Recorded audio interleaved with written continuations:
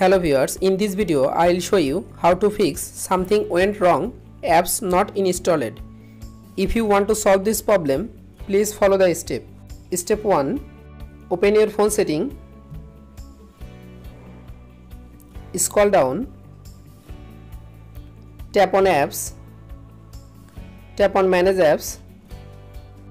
Search Play Store. Tap on Play Store. Click on storage.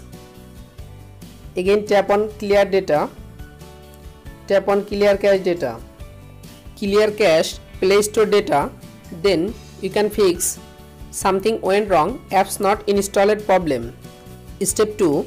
Again open your phone setting, tap on Wi-Fi, check your internet or Wi-Fi connection properly. Step 3. Restart your device. Step 4. Again open your Play Store, search any apps and install your application.